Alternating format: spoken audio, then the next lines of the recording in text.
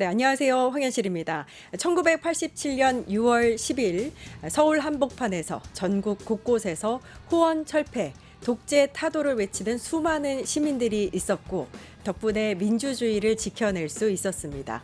그로부터 40여 년이 흐른 오늘 또다시 위헌 위법한 계엄이 일어났고 용감한 시민들이 다시 광장으로 나타났죠.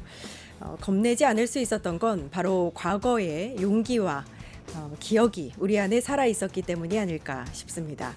오늘 내란 특검, 김건희 특검, 최상병 특검 3대 특검이 공포됐습니다. 각 특검이 신속하게 수사에 나서고 꼭 잘 이루어져야 하는 이유가 있습니다. 정의는 늦게 오는 것이 아니라 끝까지 가는 것이기 때문입니다. 억울한 죽음의 진실을, 불법 권력의 심판을, 잊힌 이름의 정의를 돌려주는 것, 특검이 제대로 이루어져야 하는 이유입니다. 무너진 민주주의는 사람이 일으키고 지켜낸 민주주의는 결국 사람이 지켜냅니다. 6월 10일 끝장 뉴스 시작하겠습니다. 네, 첫 번째 코너는 끝장 인사이트입니다. 황방열 더불어민주당 선대위 공보특보 나와 계십니다. 안녕하세요. 안녕하십니까. 이재명 대통령이 취임 11일 만에, 그러니까 역대 대통령으로는 가장 빠르게 이제 해외 방문에 나섭니다. 역대 사례로 봤을 때 어떤 의미가 있는지 좀 먼저 짚어주셨으면 좋겠어요. 지금 말씀하신 대로 역대 대통령 중에 가장 취임한 이후로 가장 빨리 열흘 만에 이제 그 G7 정상회의에 참석을 해서 이제 캐나다로 출국하기로 돼 있습니다.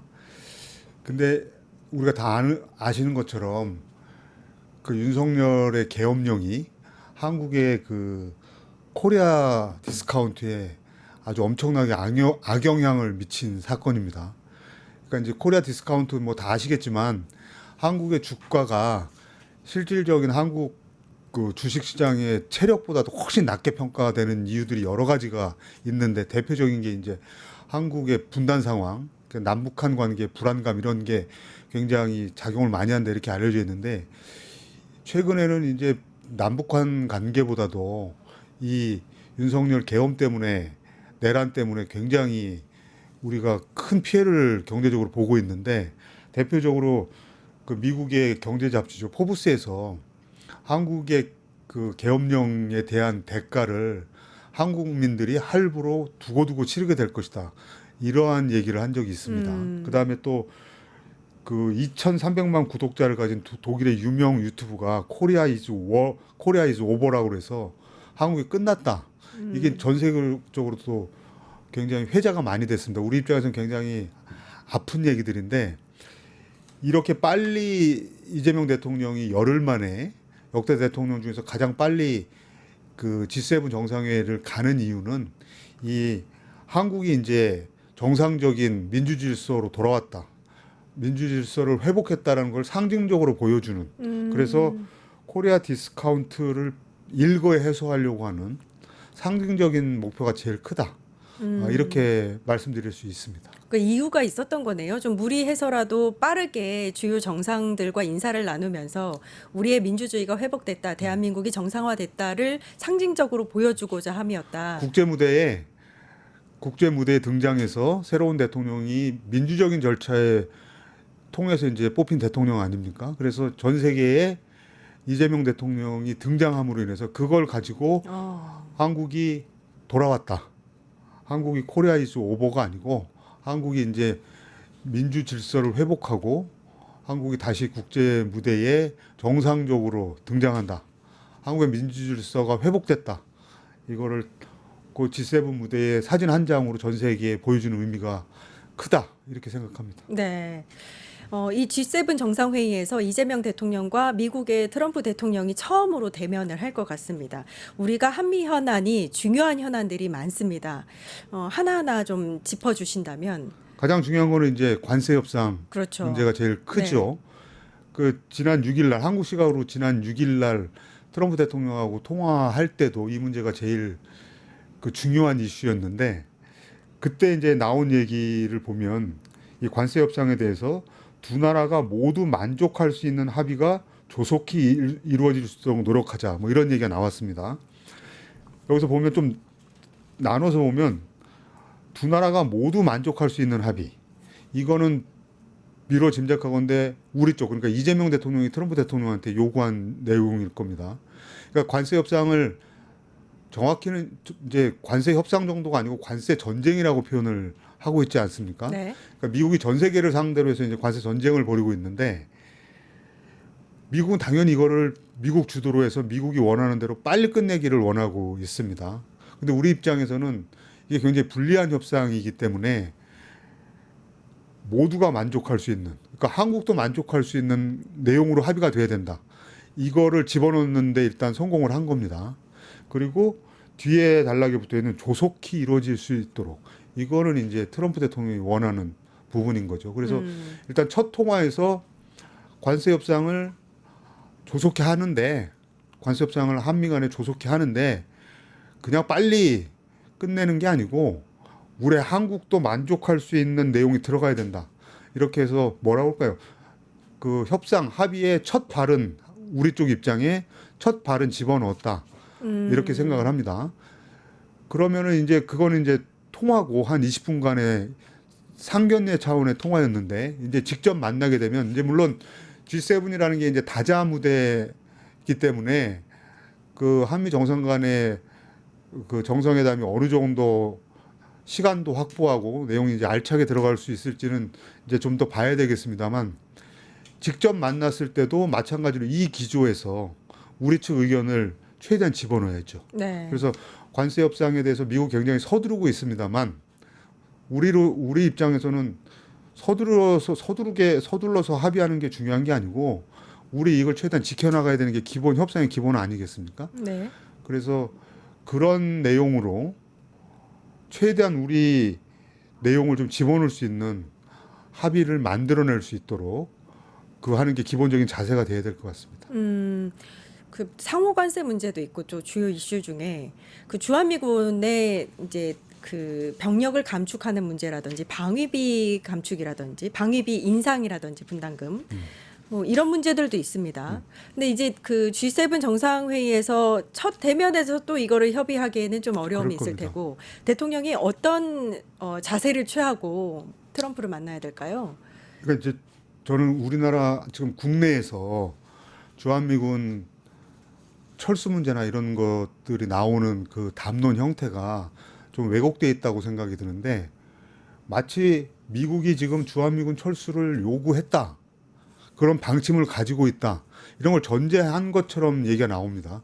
근데 미국 정부는 공식적으로 그런 얘기를 한 적이 없어요. 네. 언론 보도로 나온 거고, 그러니까 이거는 일종의 떠보기일 수도 있고 다른 부분에 대한 협상 전략으로 내놓는 것일 수도 있습니다. 근데 그걸 마치 지금 현재 기정사실인 것처럼, 물론 이제 그동안에 미국에서 기침하면 한국에서는 막 몸살을 앓는 그런 상황들이 많이 있었습니다만, 제가 생각하기에는 이 주한미군 철수 문제를 마치 지금 전제된 걸로 해서 우리가 그것을 전제한 다음에 어떤 대응을 내놓아야 되는 것처럼, 우리가 지금 미국에 답을 해야 되는 것처럼 이렇게 가면 안 된다고 생각합니다.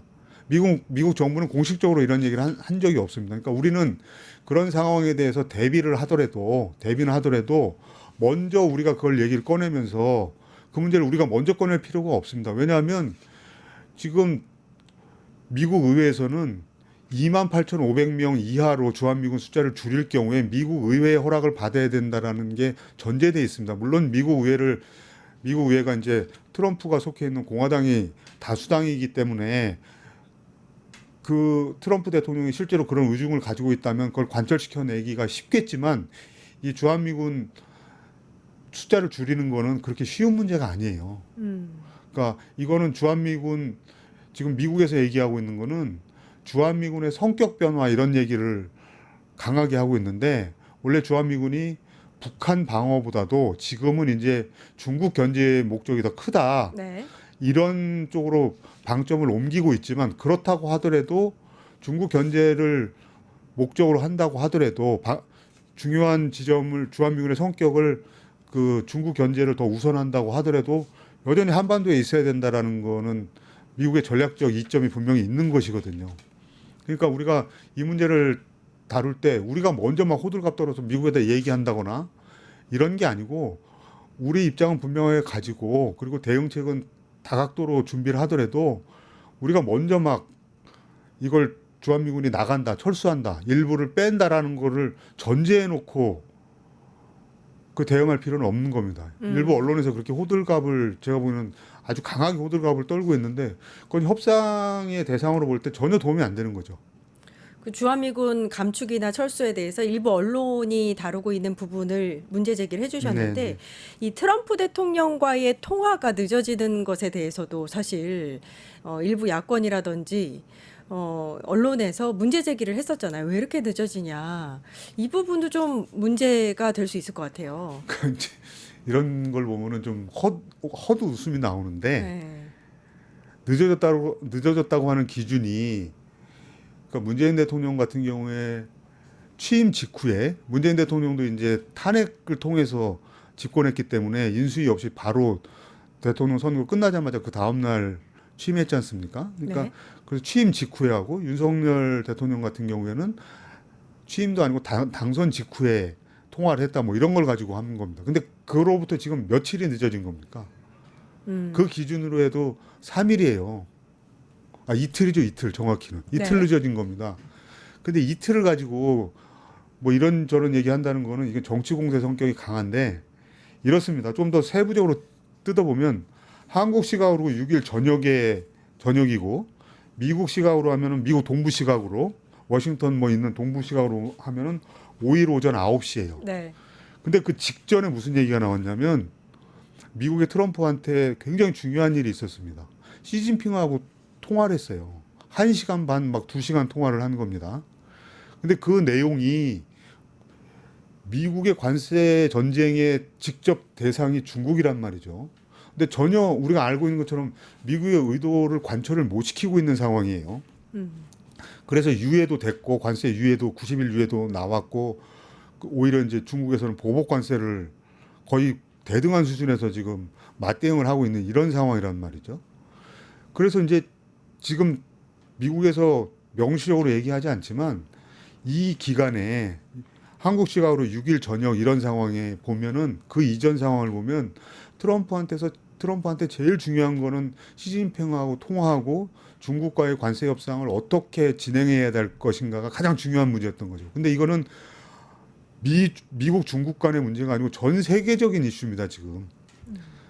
미국의 관세 전쟁, 트럼프의 관세 전쟁 문제가 어떻게 진행되느냐는 중국하고의 관세 협상을 어떻게 하느냐가 전 세계 관세 협상을 결정하는 사안이기 때문에 이런 중요한 현안이 있었던 것 같아요. 그래서 굳이 비교해서 문재인 대통령이나 윤석열 씨에 비해서 한 이틀 늦어진 거는 그런 연유가 있었던 걸로 짐작이 됩니다. 충분히 설명이 되는 문제예요. 그러니까 그 이틀 가지고 그러게요. 한 거는 이거는 호들갑도 너무 지나친 호들갑이다. 이게 사후적으로 그렇게 설명이 되는 부분입니다. 이거는. 그러니까요. 그렇게 늦지도 않았는데 그런 늦기를 바라는 것처럼 느껴지기도 했었고 네. 이런 부분에서는 좀 이렇게 변화가 있어야 되지 않을까 새 정부에 대해서는 조금 전에 대통령실 강효정 대변인이 발표를 했는데요. 차관급 인사가 단행이 됐습니다. 기재부 1차관의 이형일 통계청장, 2차관의 임기근 조달청장이 임명이 됐습니다. 인사가 단행이 됐습니다. 조금 전 들어온 소식이라 속보로 전해드립니다.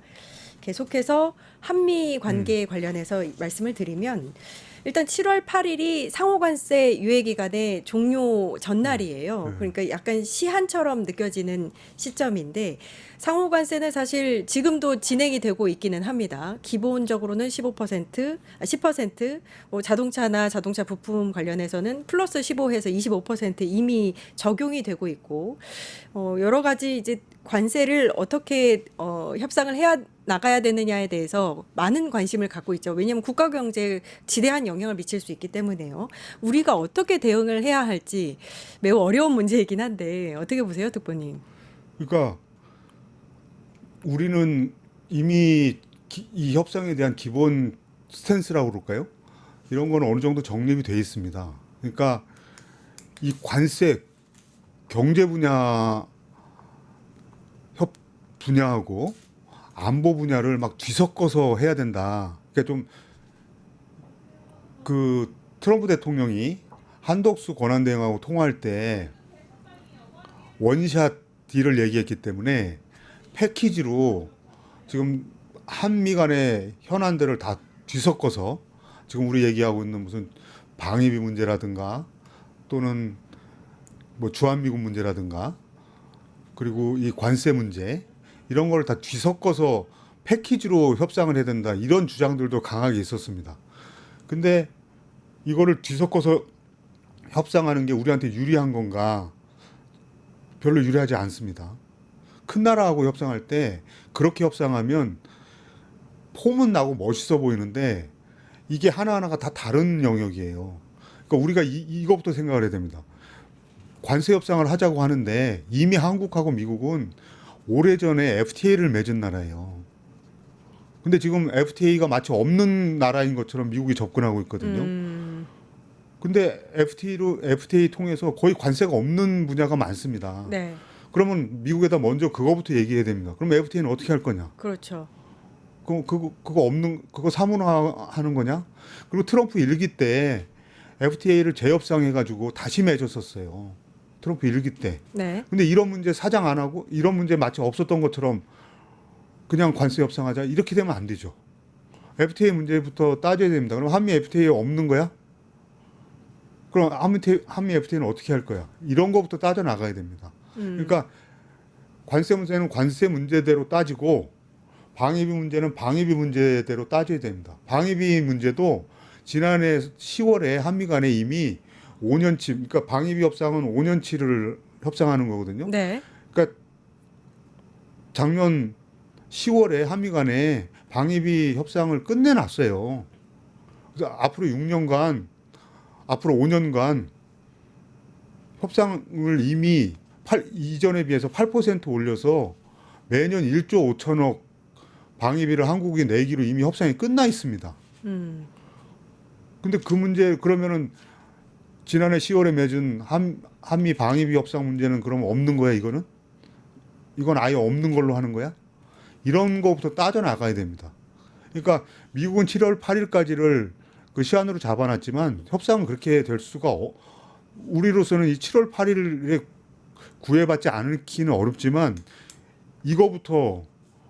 이거는 미국이 정한 거고 그 시한은 전 세계에다가 90일 유예를 하는 거기 때문에 이건 미국이 정한 거고 협상을 하면서는 이거는 이 유예 기간을 연장시킬 수 있는 겁니다. 그러니까 하나하나 아까 말씀드린 대로 관세 문제에 대해서는 한미 FTA는 어떻게 할 거냐. 그다음에 방위비 문제 나오면은 작년 10월에 맺은 한미 방위비 협정은 그럼 어떻게 되는 거냐. 이미 우리가 8%나 인상해 주기로 했는데. 네. 이런 문제를 하나하나 따져야 되는 거죠. 그 조금 전에 대통령실에서 강효정 대변인이 차관급 6명의 인사를 단행을 했습니다. 속보라서 전해드리면요. 조금 전에 전해드렸듯이 기재부 1차관에는 이형일 통계청장, 2차관에는 임기근 조달청장, 외교부 1차관에는 박윤주 아세안 대표부 공사, 2차관에는 김진아 한국외대 교수, 산업부 1차관에 문신학 산업부 대변인, 통상교섭본부장에는 여한구 피터슨 선임연구원이 인사가 이루어졌습니다. 그리고 청와대 관련한 속보도 있습니다. 청와대에 대해서 잠시만요. 청와대 복귀를 위해서 청와대 관람을 조정할 것이다. 이렇게 발표를 했고요. 청와대 복구 예비비 안건을 의결했는데 259억 원. 용산 이전 예비비에 비해서는 69% 정도라고 합니다. 청와대로 결국 이제 옮기게 될 거니까 관련한 이제 복구 비용에 대해서 의결을 했다고 합니다. 국무회에서 된 사안을 대변인이 전달을 한 것으로 보입니다. 사실 이제 차관급 인선도 합쳐져서 이제 G7 정상회의를 앞두고 외교 관련 인사가 늦어지는 부분에 대해서도 우려가 좀 있었거든요. 이 부분에 대해서는 어떻게 생각하세요? 오늘 이제 인사가 단행이 됐는데 근데 일부 인사가 제가 보기에는 이제 우려라고 표현하긴 하는 거는 취임 10일 만에 G7 정상회의를 가니까 그런 상황에서 조태열 현 외교부 장관이 이걸 주도해야 되느냐 이런 것 때문에 나오는 얘기지 시기적으로 보면 늦었다고 얘기할 수가 없습니다. 그러니까 그 1차가 저 안보실 1차장, 2차장은 굉장히 중요한 자리이기 때문에 지금 그게 지금 시점에서 늦었다. 그래서 우려가 나온다. 이거는 좀 정확한 표현은 아닌 것 같아요. 실무적으로는 일단 잘 준비가 되고 있으니까요. 그죠? 아니, 그런 것도 있고 그다음에 우리가 이제 금방 잊어먹어 버리는데 네. 지금 이 이재명 정부는 인수위가 없이 출범한 정부입니다. 네. 근데 그런 상황에서 인사를 해야 됩니다. 그러니까 그 인사가 지금 새 정부 출범한 지 오늘로 일주일째인데 일주일 동안에 어느 자리가 인선이 안 됐다고 그래서 그게 늦어지고 있다. 이거는 정확한 표현일까요? 저희가 계속 이제 대화를 나누면서 지적하고 있는 부분 중에 하나인 것, 문제점 제기를 하고 있는 부분인 것 같은데 아직 이제 새 정부가 출범한 지 일주일밖에 열흘도 안 됐어요. 됐습니다. 네, 여러 가지 면에 있어서 뭐 늦어진다 내지는 왜 이렇게 이렇게 뭐 미뤄지고 있느냐 이런 시각으로 보기보다는 차근차근 잘 진행이 되고 있다. 일단은 네, 그렇게 보는 게 오히려 합리적일 것 같습니다. 그리고 지금 오늘 저기 차관급 인사 말씀하셨는데 그것도 우리가 이미 예상됐던 부분입니다. 왜냐하면 장관들은 다 인사청문회 해야 되잖아요. 그렇죠. 그러니까 시간이 많이 걸린단 말입니다. 그러니까 차관들부터 먼저 임명할 거다. 그거 다 예상된 거잖아요. 그리고 오늘 여섯 명을 발표했고, 네. 그리고 이제 가장 중요하게는 지금 우리가 관세 협상에 대해서 얘기하고 있는데 통상교섭본부장 그 임명했지 않습니까?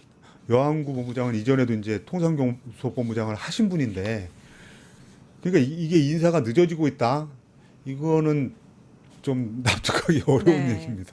미국과의 관계에 대해서 좀 길게 이야기를 했는데 사실 또 중국 한중 관계도 중요합니다. 특히 트럼프 정부가 이 한중 관계에 대해서 또 다른 나라들과 중국과의 관계에 있어서 좀 부정적으로 보는 시각이 크기 때문에 한국 정부가 어떤 자세를 취해야 되느냐에 대해서도 중요한 문제인 것 같아요. 어떻게 보세요?